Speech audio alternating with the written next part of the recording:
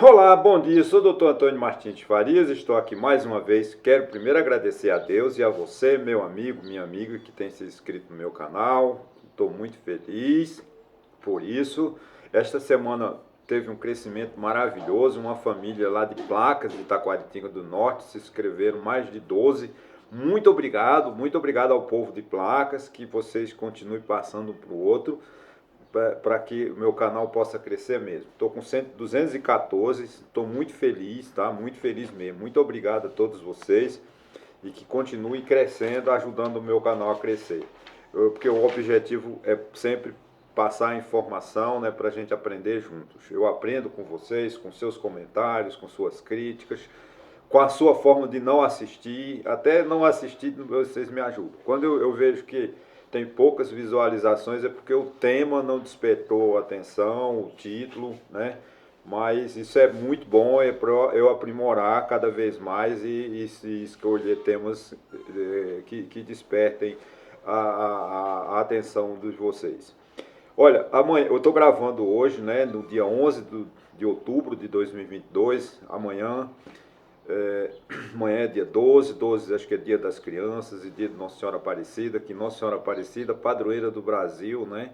O feriado nacional em homenagem foi decretado em 1979, se eu não me engano, pelo então presidente Figueiredo, em homenagem à primeira vinda de um Papa ao território brasileiro. Portanto, essa memória, né, e Nossa Senhora Aparecida que é tão cultuada, né, especialmente no sudeste do Brasil, onde tem um monumento lá no Nossa Senhora Aparecida em São Paulo, muito também, mas ela é de todo o Brasil, ela é padroeira nossa. É muito importante que nós estamos vivendo um período muito conturbado e que só Deus para nos iluminar, porque é muito difícil o momento, a crise política, a crise social que o Brasil atravessa. É impressionante porque a sociedade não tomou conta, né, consciência da gravidade da crise que a gente vive.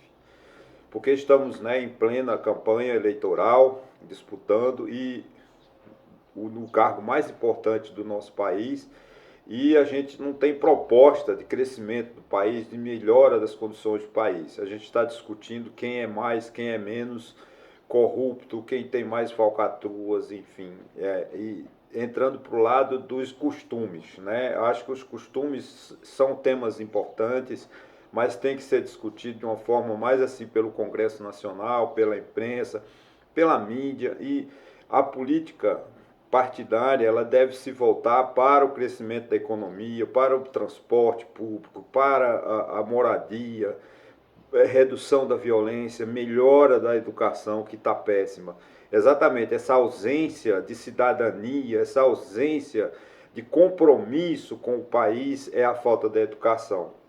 Né? O desinteresse pela política, sem dúvida. Eu não quero que todo mundo se torne um cabo eleitoral. Não, não é isso que eu estou pregando. Mas eu preciso convencer você de que votar é um ato muito importante, um ato solene, um ato que você fica naquela máquina, naquela urna, com a sua consciência e você dizendo, eu quero um país para os meus filhos. Porque a gente não vota para a gente vota para garantir o futuro dos nossos filhos. Uma eleição é um passo para o futuro.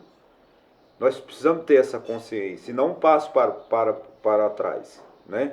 Mas já mudando aqui, entrando exatamente no tema deste vídeo, a minha preocupação em analisar é a seguinte: é de se dar o crédito que não é a ideia inicial, original, parece que foi da deputada por São Paulo, ela foi eleita agora pelo PSOL, a deputada Luísa Erondina. Eu acredito que ela foi do PT durante muitos anos, foi uma grande parlamentar, é uma figura pela qual eu tenho um grande respeito, porque é uma paraibana que saiu da cidade de Uraúna, aqui quase no sertão, acho que no sertão da Paraíba, foi para São Paulo, fez militância política, fez faculdade, se tornou prefeita da maior capital, da maior cidade do Brasil. Então ela tem o seu mérito, independente dela pensar contrário às minhas ideias, mas eu tenho que reconhecer em Luísa Erondina essa bravura, essa guerreira, essa mulher maravilhosa que ela é. e o legado que ela nos deixa, né? Que ela já está com idade bastante avançada, não sei quantos anos tem a Luiza Erundina, mas e ela fez um projeto dela, uma reforma, se eu não me engano, é a emenda constitucional 90, incluindo direitos sociais no artigo 6º da nossa Constituição. Isso é muito, foi uma deputada muito, vamos dizer assim, batalhadora, né? Sempre batalhando em prol das pessoas mais carentes. Então, aqui o meu agradecimento à deputada Luiza Erundina, ou à ex-prefeita de São Paulo também. Bom, ela sugeriu no Brasil a criação de uma corte constitucional. Porque o Supremo Tribunal Federal é uma Suprema Corte, não é uma corte constitucional, tá? Eu não vou entrar no detalhe, eu posso até fazer um vídeo depois. Eu acho que nós vamos ter oportunidade de falar sobre o que é uma Corte Constitucional, o que é uma Suprema Corte, lá quando eu tiver no programa Leitura, aquela série, minha série, Leitura da Constituição, toda segunda-feira. Ela propôs isso, transformar a Corte Constitucional, aumentando de 11 para 16 ou para 15. Porque há uma diferença entre o que é uma Suprema Corte e uma Corte Constitucional, tá bom? Mas isso foi esquecido. Só que agora o projeto do presidente Bolsonaro é exatamente fazer isso. Tá? Ele pegou a ideia de Luiz Erundina, que era transformar o Supremo Tribunal Federal, a Suprema Corte, num tribunal constitucional. O que está fazendo, o que pretende Jair Bolsonaro? Não é transformar o Supremo Tribunal Federal numa corte constitucional, porque ele não gosta da Constituição, né? Então ele jamais vai criar uma corte constitucional. Qual é a pretensão de Jair Bolsonaro? A pretensão de Jair Bolsonaro é o seguinte: o Supremo Tribunal Federal é composto de 11 ministros, conforme estabelece o artigo 101 da Constituição, né? Desses 11, eles são aposentados, têm cargos vitalícios, né? Eles são obrigados a se aposentar quando completam 75 anos. Então, cada ministro que completa 75 anos, ele se aposenta, ele sai do serviço público, do ministro do Supremo Tribunal Federal, e entra um novo. Isso é a troca da experiência, isso é a democracia, isso é a harmonia. O que quer fazer o presidente Bolsonaro? Como ele indicou 2 nesse mandato dele, e ele tem 2 ministros que, se ele vencer a eleição o ano que vem, ele trocará mais 2, que acho que é o Lewandowski e a Rosa Weber, que completarão 75 anos e são automaticamente afastados. Então, como ele indicou 2 evangélicos, vocês todos lembram, né, a mulher do presidente dançando, falando línguas estranhas com Jesus, né? Jesus falou em códigos para ela, dizendo que tinha indicado lá o André Mendonça e o Cássio Marques, né? E como ele tem 2, até o presidente Bolsonaro já disse que tem 20% do Supremo. Então ele vai, o ano que vem, se ele for eleito, ele compõe mais 2, ele fica com 4. E aí ele aumenta para 15, ele fica com 8. Então todas as decisões do Supremo Tribunal Federal ficam na mão do presidente da República. Essa ideia, ela é estapafúrdia. Ela é inconstitucional porque ela fere o artigo 101 da Constituição, além de outros. Ela quebra o princípio dos 3 poderes. Porque o Bolsonaro, poder executivo, suponhamos que ele seja eleito, ficará com ele. O poder legislativo ele comprou com orçamento secreto e com o grupo do Centrão, tendo como ministro da Casa Civil Ciro Nogueira, que é o líder do Centrão. Aí ele tem maioria no Supremo Tribunal Federal, acabou-se democracia. Democracia foi para o espaço. Essa é a preocupação que nós devemos ter em relação na hora da gente votar. Eu não estou aqui dizendo que você não vote em Jair Bolsonaro, que você vote em Lula, que não vote em Lula, que vote em Jair Bolsonaro. Não é isso. Eu só quero conscientizar você da responsabilidade do seu voto.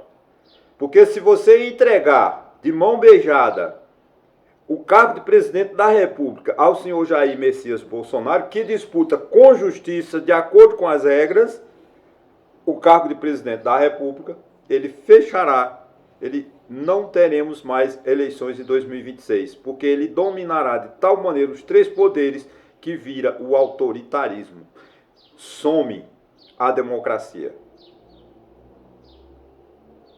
Segundo um dos maiores constitucionalistas, né, da Fundação Getúlio Vargas, professor de direito, autor de grandes obras, né, chama-se Joaquim Falcão. É pernambucano, mas radicado no Rio de Janeiro.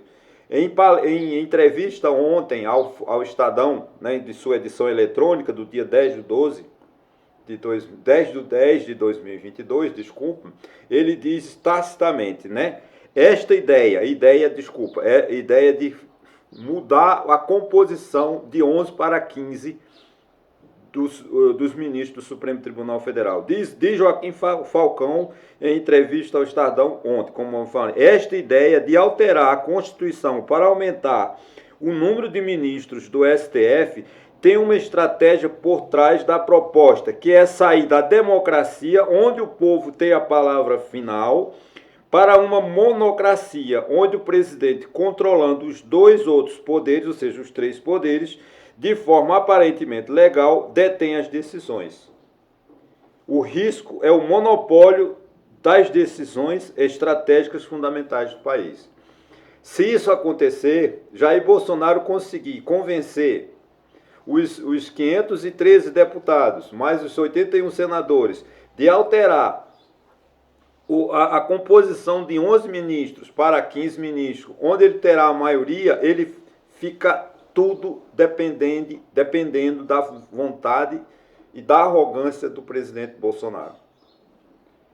Vai ser um governo absolutamente teocrático, um governo autocrático, um governo ditatorial. Isso é o exemplo da Venezuela. Bolsonaro, no início lá no meio da sua vida política, aplaudia o Hugo Chávez, quando ele fez exatamente essa situação. Ele dominou o poder legislativo, o poder executivo, que era o cargo dele, e o poder judiciário. Olha o exemplo, hoje a Venezuela é uma autocracia, é uma ditadura. Se nós não repudiarmos essa ideia louca de Jair Bolsonaro, nós levaremos 15 ou 20 anos para reconquistar novamente a democracia. Porque a democracia corre risco, a democracia será desrespeitada. Não estou aqui fazendo populismo, não, porque se um presidente da República não pode ter em mãos os três poderes, porque ele fere o princípio dos três poderes, que é o quê? Os três poderes têm que viver harmônicos e independentes entre si. Ora, se ele tem o poder da Câmara, ele manda votar o que ele quer, ele tem o poder do Senado, vota o que ele quer, e o Supremo tem a decisão que ele quer, acabou a democracia, acabou a oposição, acabou a defesa das minorias. Que uma Constituição não é feita para agradar a maioria, a Constituição é para defender as minorias. Um Estado democrático de direito é aquele que defende as minorias. Porque maiorias substanciais, como nós estamos agora, num Congresso puramente bolsonarista, que se compôs agora, principalmente no Senado, o povo de São Paulo elegeu o senador, enfim, né, deu uma configuração bolsonarista, mas é uma configuração autoritária. Porque se ele tem a maioria no Senado, tem a maioria na Câmara e faz essa ideia estapafúrdia de colocar de 11 para 15 ministros, ele acaba com a democracia. Querendo ou não, porque ele será a única pessoa a ter a palavra final. Isso não é democracia, isso é autocracia, isso é teocracia. O que é uma teocracia? Né? Uma teocracia, eu até coloquei aqui, né? Teocracia é sistema de governo em que o poder político se encontra fundamentado no poder religioso, pela encarnação da divindade no governante. O Bolsonaro, para os bolsonaristas, com todo respeito, que eu os respeito, as opiniões, é um mito. É como se fosse um enviado especial de Deus. Ele é um ser humano. Até pelas suas atitudes, ele não é um cristão. Quando uma pessoa, como ele disse em outra ocasião, que a primeira coisa que fará quando se for reeleito é diminuir a maioridade penal para 15, para 16 anos, para 10 anos. Uma criança de 10 anos comete um crime, tem prisão de 30 anos, 40 anos. Não é diminuindo a minoridade penal, a maioridade penal, que vamos salvar, vamos acabar com a violência. Não é abrindo clubes de tiros que nós vamos acabar com a violência. Ah, porque é onde abre um clube de tiro, o bairro que tem um clube de tiro diminui a violência. Não, gente, isso não é função. É claro que eu não quero desviar da minha função, do meu vídeo, que é analisar a ideia estapafúrdia do presidente Bolsonaro alterar a composição do atual Supremo Tribunal Federal, de 11 para 15 ministros. Essa ideia tem que ser rechaçada, essa ideia tem que ser negada pelo povo brasileiro. O que mais me assusta, para encerrar, é o silêncio das autoridades. O próprio Supremo Tribunal Federal está muito silencioso. Os tribunais estaduais, a nossa OAB, que eu faço parte, infelizmente a OAB está silenciosa. Era para ter a manifestação da Ordem dos Advogados do Brasil, dizendo essa ideia estapafúrdia. Não podemos ter essa ideia de mudar a atual composição do Supremo Tribunal Federal. Nós não podemos aceitar a covardia das principais lideranças políticas de nosso país. Os políticos estão omissos. Eu nunca vi uma raça, uma classe política nossa atual como tão omissos. Me dá saudade do tempo de Ulisses Guimarães, do tempo de Mário Covas, do tempo de Franco Montoro. Ah, você vive do passado, do próprio Leonel Brizola, que questionava, que brigava, que ia para a rua. Agora, pelo amor de Deus, os políticos em cima do muro porque eles estão interessados em cargos, em ministérios. Isso não é político, isso não representa o povo. Essa classe política que foi eleita, esse Congresso Nacional que foi eleito, não é representante do povo.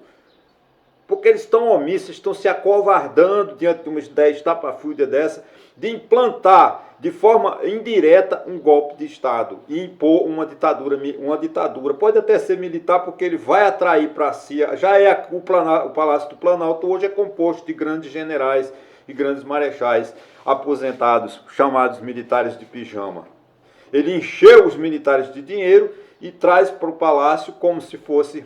Tem mais de, acho que 6 mil militares na área civil, quando não devia, porque o militar tem que ficar no quartel, tem que trabalhar, desenvolver. Ah, você é contra as Forças Armadas? Não. Eu sou a favor de uma Força Armada técnica, de uma Força Armada com ciência, de uma Força Armada que trabalhe as estratégias. Mas não de um ministro Pazuello que disse, foi general, acho que é general, né? De 3 estrelas, e foi mandar um malote de vacina para Manaus e mandou para Macapá.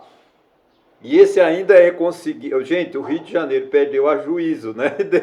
É o deputado mais votado do Rio de Janeiro, é o general Pazuello. Realmente fica muito difícil.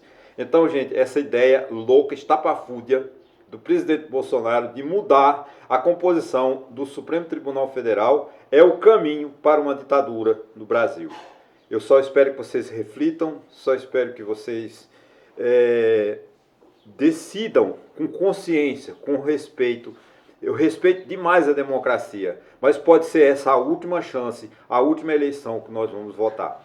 Muito obrigado e até uma próxima.